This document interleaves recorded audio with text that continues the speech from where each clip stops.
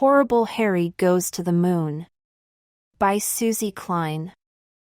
Who gets to sit on the moon?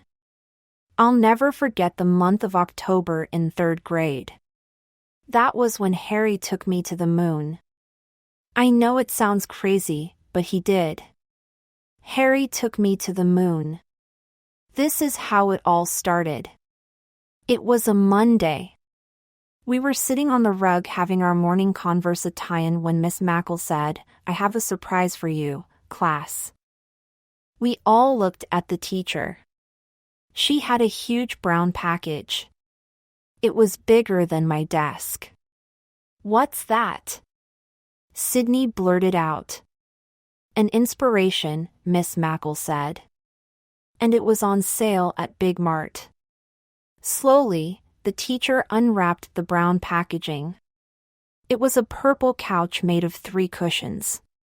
When we saw the bright yellow moons on it, we went doohoo.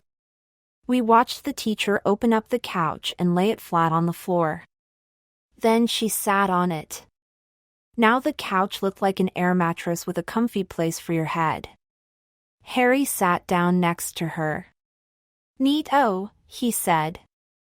"I'm sitting on the moon." "You mean the purple couch with yellow moons on it," Mary explained as she plopped down on the other side of the teacher. "Hey, I get to sit here too," Sydney protested. Then he sat on Mary. "Ouch!" Mary groaned. "Get off, Sid." "I was here first." "Okay, boys and girls," Miss Mackle replied.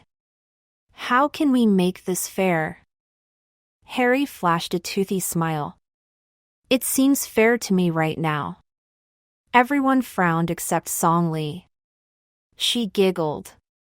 Mary pushed Sydney off. "I have an idea," I said. "Yes, Doug?" Miss Mackle replied. "We have a monitor chart. We could make sitting on the couch a job." "Cool," Dexter said. Miss Mackle laughed. "A job? Well, I guess it could be for one day. And if we go in ABC order," Mary suggested, "it would be really fair." Miss Mackle nodded. "I figured it out," I said. "If there are 21 kids in the class, and only 2 get to sit on the couch each day, everyone gets a turn once every 2 weeks. "Good math, Doug," Miss Mackle said. "But is there a remainder?" We all thought about it. Mary replied first. "There's a remainder of 1. Then she paused. "I wonder who the last person in ABC order would be in our class. The person who has to wait 3 weeks for a turn." Everyone looked around while Mary continued thinking aloud. "That would be shows Hannah White, but she moved last month. So, that means Spudger would be the remainder." Everyone stared at Harry. "Harry Spudger's last." Sydney shouted. "No, I'm not," said the squid. "You are," Harry replied. "Hey, nicknames don't count," Sydney snapped. Mary ignored the boys and looked at Ida. "We get to go first," she sang. Their last names were Berg and Burrell. Harry folded his arms. "I'm not leaving. I was here first. We can start the ABC order tomorrow." "Excuse me," Ida said as she stood over him. Harry didn't budge. "Harry?" Miss Mackle said. "Your turn will be coming up." "Yeah, once in a blue moon," he grumbled. "Interesting," Miss Mackle said. "Do you know what that means, Harry? Once in a blue moon?" "Yeah. Doesn't everybody?" Mary leaned forward. She wanted to know, but she wasn't going to ask. Harry licked his lips. He loved secrets. "I know lots of stuff about the moon." I watch the science guy on TV every day after school. Miss Mackle said. How many of you would like to collect some facts about the moon? Everyone waved their hands in the air. I know where to find some, Mary said, getting up. In our green science book. Then she went over to her desk. Harry jumped up and pointed to his brain. I bet I have more moon facts in my noodle than you do in that old book. Mary laughed. You don't know anything about the moon. Do too, Harry said. Do not, Mary replied. Miss Mackle smiled. I bet she was glad they weren't fighting over the couch anymore. Now they were just fighting over the moon. 10 minutes later, Ida and Dexter brought 8 moon books from the library. Song Lee and I went over to the computer and got on the internet. Harry went to the closet and got out the big box of old newspapers and magazines. After he rummaged around for a while, he pulled out 2 sections of a newspaper. The classifieds and the comics. Cool, he said. You'll never find moon facts there, Mary scolded. I just did, Harry said, cutting something out. Mary took off her glasses. Harry Spudger, I wish you would go to the moon. What, Mary? I said. I wish you would go to the moon. Harry mumbled. I'll think about that. While Harry nodded his head, Mary rolled her eyes. Jokes and jumps. All that week everyone collected moon facts. Except Sydney. He kept going around the room cracking dumb jokes. When is a door not a door? A few of us looked up. When it's a jar. Get it? Sydney cackled. Mary didn't laugh. Sydney Lafleur, we are busy studying the moon. Your joke has nothing to do with space. So get lost. Sydney scowled as he wandered over to the old newspaper and magazine box. He pulled out a Reader's Digest and flipped through it. Hey, he said. They have jokes in here. Cool. At least Sydney stopped pestering us. During math time, we took turns lining up by the chalkboard. We got a piece of chalk and marked how high we could reach.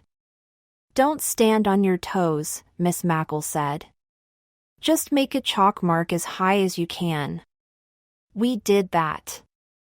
Remember to record the next mark. As you jump. Ready? Set? Jump. Miss Mackle called. 3 of us jumped into the air as high as we could. We made a quick mark on the board when we were at the top of our leap. I bet I jumped the highest. Harry bragged. Miss Mackle used a ruler to measure the space between the 2 chalk marks. She rounded it off to make it easy. Whoa! Harry exclaimed. I jumped 1 foot. That means you jumped 6 feet on the moon, Mary said. Because there's 6 times less gravity. It said that in our green science book. I jumped 10 inches. Song Lee said. That's 60 inches on the moon or 5 feet, I added. Same as me. When Mary finally jumped, she barely got off the ground. 4 inches, Miss Mackle said softly. 4 times 6 is 24 inches, I whispered. I didn't want to embarrass Mary. Everyone else had jumped higher than her. 2 feet on the moon, Harry shouted.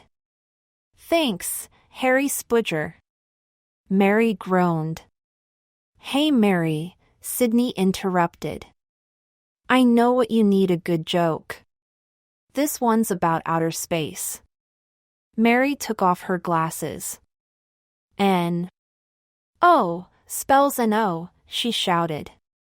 Miss Mackle took a step back. Song Lee tried to cheer Mary up. I drew this for you. Then she handed Mary a picture of them jumping rope on a sunny day. Mary managed to smile a little. After everyone had a turn to jump, Miss Mackle looked around the room.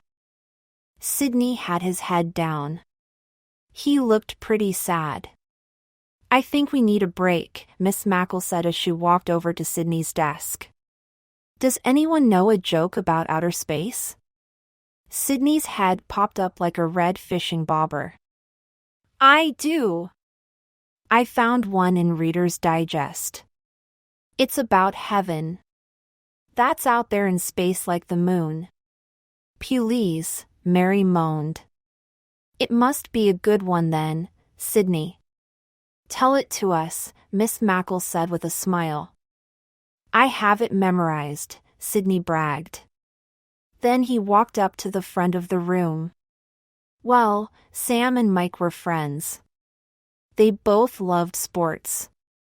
They grew up together. Even when they were old, they hung out together. Then one day when Sam was 90, he died. The class was pin quiet. Sydney continued. A year later, Sam looked down from heaven at his friend Mike. Hey, Mike. It's me. Is that you, Sam? Yup, I'm up here in heaven. What's it like up there? Well, there's good news and bad news. What's the good news? We play baseball every day in heaven. Great! What's the bad news? You're pitching tomorrow. When Sydney finished, Harry slapped his knee. That was a good one, Sid. Song Lee and Miss Mackle giggled. I don't get it, Mary said. Well, Harry explained. If Mike's pitching tomorrow, it means he's going to die next and join Sam in heaven. Oh, Mary replied. You have to use your noodle, Harry said, pointing to his brain. Oh, Harry! Mary snapped. Why don't you go to the moon? Hey, I've been thinking about that. I just need to work on a few details, like how to get there and when's the best time for takeoff. Mary looked at Harry in disbelief. Then she broke out laughing. Now that's the best joke I've heard today, she said. The suitcase. The following Monday, Miss Mackle pulled something out from under her desk. A brown suitcase. Where are you going? Sydney blurted out. To the moon, she replied. Everyone raised their eyebrows.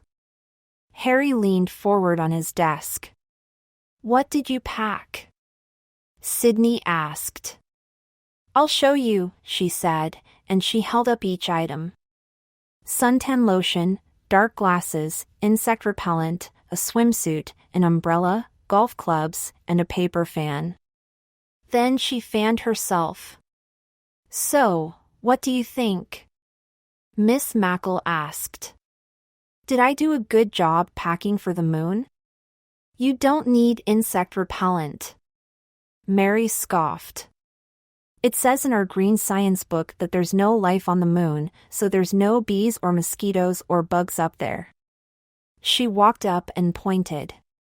Miss Mackle took out the insect repellent. Okay, I'll leave that here. Dexter raised his hand to speak next. You don't need those dark glasses. I found out how hot it gets on the moon. Something like 250 degrees Fahrenheit. Man, that's too hot for sunbathing. You can forget the suntan lotion too. Yeah, Harry agreed.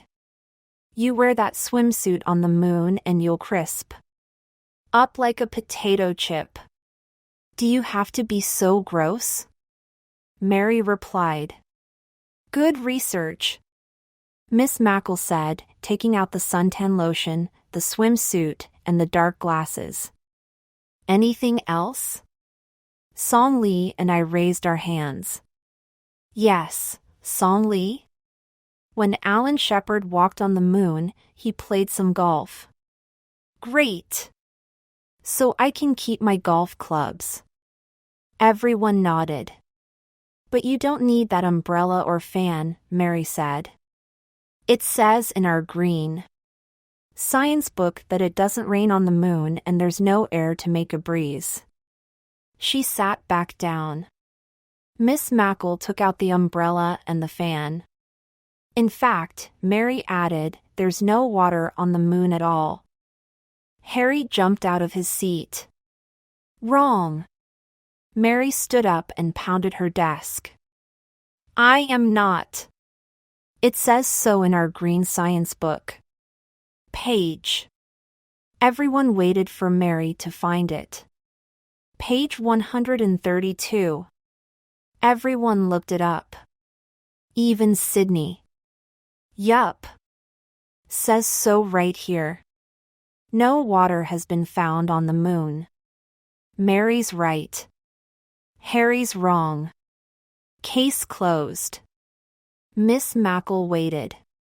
Song Lee and I got something different from the NASA website, I said. What was that, Doug? The teacher asked. It said NASA's lunar prospector collected evidence that could mean there's water on the moon. Harry jumped out of his seat and held his hand high in the air. He looked like the Statue of Liberty. I told you so. Then he turned to Mary. Your green science book fooled YA. Mary dropped the book on her desk. There's water on the moon, Miss Mackle? She asked. Most scientists think so. Exciting, huh? Our science books can't keep up with all the new discoveries. Song Lee and I read the printout from the computer together. It's not liquid water, it's ice crystals. They believe the crystals are buried under the north and south poles on the moon. Man, Dexter said, running his fingers through his hair. Ice on the moon. That's really cool. But how did the ice get there? Mary asked. Comets, Harry replied. Those dirty ice balls dive into the moon like Neo, Sydney sang. He made his fist fly in the air, then take a nosedive. You got it, Sid. Harry replied. And here's a picture of a comet, he added, showing Mary a cartoon he had cut out from the comics. Mary looked, then plopped down in her chair. So, what's a blue moon? That wasn't in our green science book either. Harry gladly explained. It's when there are 4 full moons in a 3-month season. The third one is called a blue moon. It only happens every 2.5 years. The science guy talked about it last week. Miss Mackle clapped. I'm so proud of you, class. You have collected so many fascinating facts about the moon, and you used different sources. Everyone cheered but Mary. She was pouting. Her bottom lip stuck out like a fat worm. So, Miss Mackle said, any suggestions for how we could celebrate? I know how we could if I were rich, Harry groaned. Then he took out a piece of newspaper from his other jeans pocket. It's an ad about a used telescope for sale. Really? How much? Miss Mackle asked. $25. It says it used to be in a small museum. Song Lee started to jump up and down. I've never looked through a telescope before. Well, Harry said, you can see the craters and seas with this baby. Seas? Sydney replied. I thought there was only buried ice on the moon. Mary scowled. Oh, Sid. If you did any reading at all, you would have known a sea is not really a sea on the moon. It's just a bunch of dark dust. No kidding, Sydney replied. Pretty tricky. Miss Mackle looked at Harry's ad. Do you think we could earn $25 together and buy the telescope for our class? Yes. Yes, we all shouted. Harry snapped his fingers. That's my ticket to the moon. Mary dropped the fat worm off her mouth. Maybe we could each make something and have a bake sale, but call it a moon sale. What a great idea, Mary! Miss Mackle exclaimed. And after we earn enough money to buy the telescope, we can have a moon watch at night, invite the parents, and see the moon. Everyone cheered and clapped. Even Mary. No one knew then what Harry was planning for the night of the moon watch. The moon sale. A few days before the moon sale, everybody talked about what they were going to make. Since it was Dexter and Sydney's turn, they were relaxing on the moon couch. Sid was taking a snooze. I'm baking big round sugar cookies, Mary announced. Then I'm going to put yellow icing on them to make them look like full moons. I'm making Neil Armstrong cookies, I said. What are those? Dexter asked. Peanut butter cookies, but instead of making a fork print on them before I put them in the oven, I'll step on them. That's gross, Mary replied. That's cool, Dexter said. Just like Neil Armstrong's footprints on the moon. You've got it. So, what are you going to sell, Harry? I asked. Something that doesn't cost anything, but is the most important thing on the moon. You can't bake something for noth ing. Mary said. Sugar and flour and butter cost money. Who said I was baking? Harry replied. Mary put her nose in the air. Who cares? We're making lots of money for the class telescope. No one is going to buy what you sell, Harry. It won't be worth anything. We'll see, Harry said. The day of the moon sale finally came. Each one of us had made a poster of our favorite moon fact and hung it on a clothesline across the room. Sydney's was a picture of a golf ball on the moon. I got my desk ready and put up a little sign that said, Neil Armstrong cookies 25 cents.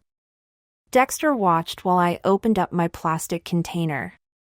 Mom wouldn't let me step on the cookies. She said we had to use our thumb and pinky. Bummer, Dexter replied.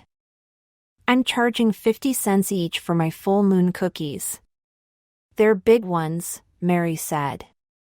Butter is expensive. Do you like the yellow sprinkles? Bravissimo, Mr. Cardini said as he strolled through the room. When he looked around, he seemed puzzled. Where's Harry? He's coming, Mary said, making a face.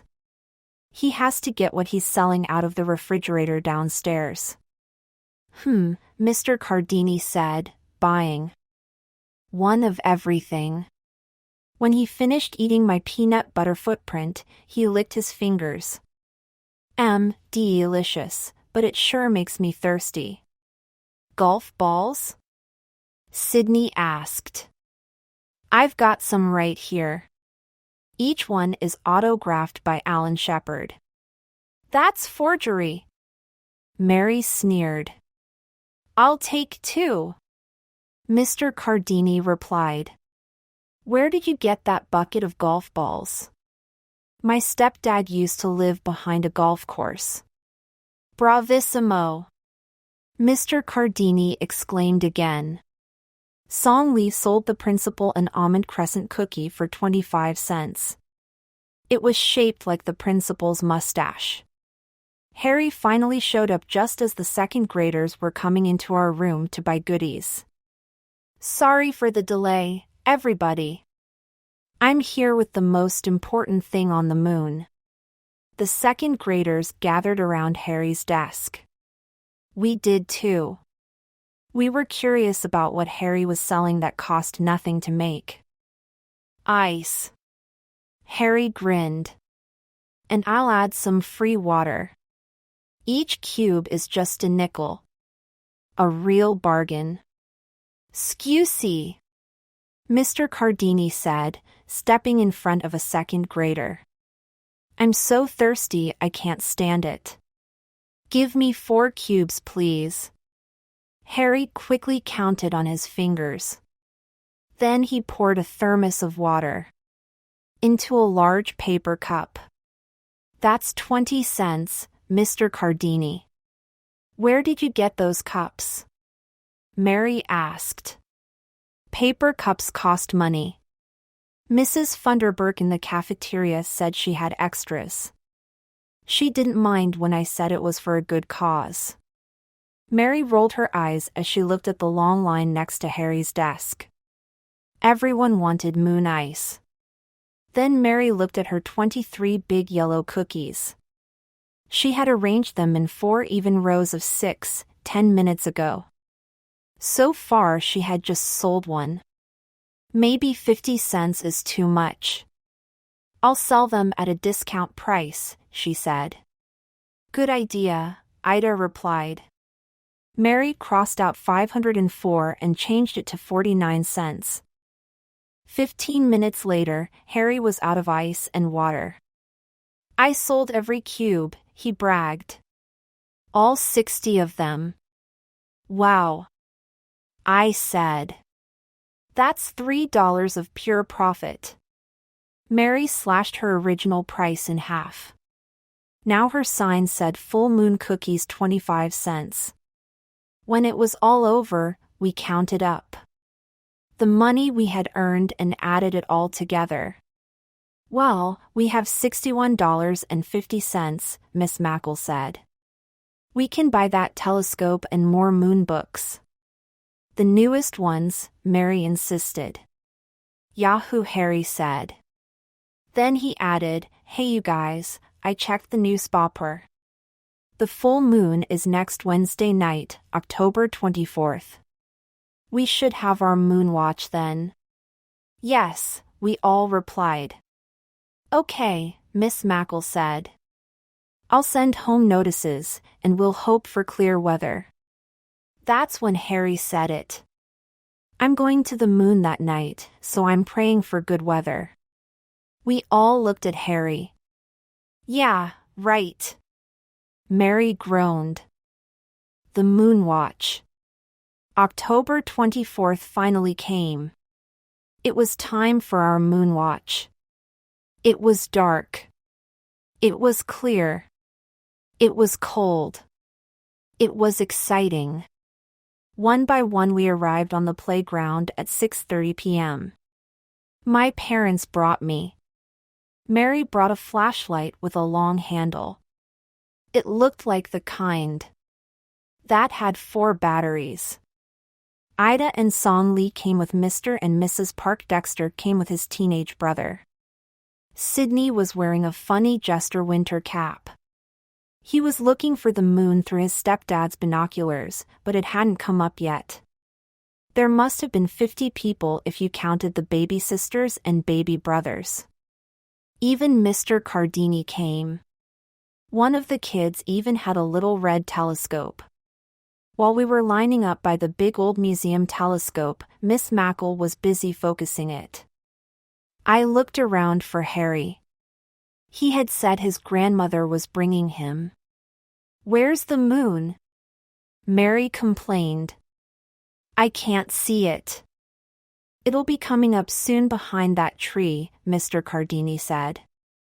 I saw it when I was driving over here. It looks like a huge pumpkin pie. I think I see it, Sydney said. There in the tree. Mary shined her flashlight on it. That's not the moon, Mary groaned. It's a kickball. While we were all standing in line to take a look through the telescope, Mr. Cardini started singing a song. He said it was called, "I'm Being Followed by a Moon Shadow." It sounded kind of neat. "Where's the moon?" Sydney snapped. He was running all over the playground like a madman. The tentacles on his jester cap had bells on the end and they were ringing like crazy. Dexter took out his plastic guitar and began strumming it. I love Elvis's song about the moon. It's called "When My Blue Moon Turns to Gold Again." Miss Mackle kept trying to focus the big telescope. Mary was singing her own song, "I'm First in Leonie." I get to look first. It was annoying. Sydney threw his hands in the air. "Moon! Where are you, moon? Come out! Come out or I'll..." Then suddenly it appeared over the oak tree. "The moon," we all screamed. It did look like a huge pumpkin pie high in the sky. "The moon," we screamed again. Just then an old pickup truck with a bad muffler pulled up next to the school fence. I knew it was Harry. His grandmother got out with him. "Look at the moon," everyone shouted. "Look at Harry!" I shouted back. Everyone turned. Harry was wearing a spacesuit. When he passed under the school porch light, we could see it was orange. Just like John Glenn's spacesuit. He was even wearing a space helmet. "Harry," everyone called as we raced over to him. "Why are you wearing that costume?" Mary asked. "This isn't a costume. It's my spacesuit." Mary took out her flashlight and shined it on Harry. "How come it says Joe's Oil and Lube on the back?" Harry smiled. "Every space crew needs a good mechanic." Mary shined the flashlight on Harry's helmet. "That's the top of an old bubblegum machine. You poked 2 breathing holes in it. One for your nose and one for your mouth." "Out of my way," Harry said. "I'm about to make a lunar flight. I'm ready for takeoff." We watched Harry fly across the playground. He had his hands in front of him like Superman. He circled the playground once and then ran over to the telescope. The line wasn't there anymore. Everyone was watching Harry. He took off his helmet and set it on the ground. 10, 9, 8, 7, 6, 5, 4, 3, 2, 1, blast off. "Ooh-hoo," Harry said as he peered through the eyepiece of the telescope. "Ooh-hoo. Neato." I'm walking over the craters. Yes. That dark spot is a sea. I bet it's the Sea of Tranquility where Neil Armstrong landed. I'm walking in the dark dust. I see the flag they left. Yes. Yes. I'm on the moon. Harry stepped aside and let Song Lee take a turn. As soon as she looked through the telescope, she oohed and awed. "I'm on the moon," she exclaimed. "It's so beautiful. It's so sandy looking. I'm walking on it now just like Harry did." When I took a turn, I found myself saying the same thing. It seemed so real. Wow. I can touch that crater. I can see that sea. I'm walking on the dark dust. Are those Neil Armstrong's footprints? Hurry up, Sydney said. I want to see if I can find the golf ball. Harry put his helmet back on and soared across the playground. Every time he stopped and looked up at the moon, he leaped high in the air. To the moon, he shouted. Song Lee and I followed him around, leaping and jumping. Mary shook her head. Harry. Spudger is a big wacko. Finally, it's my turn to look through the telescope. I think Harry did that whole space act just to butt in front of me. I was first in line. Harry got to look through the telescope first. Old remainder himself. When Mary looked through the telescope, she finally stopped talking. Everyone else was running around the playground. Look! Harry said. There's mountains on the moon. I can't see anything, Mary complained as she kept looking through the eyepiece of the telescope. It's out of focus. Miss Mackle came over and tried to help. I had it focused just a minute ago. This old telescope is very temperamental.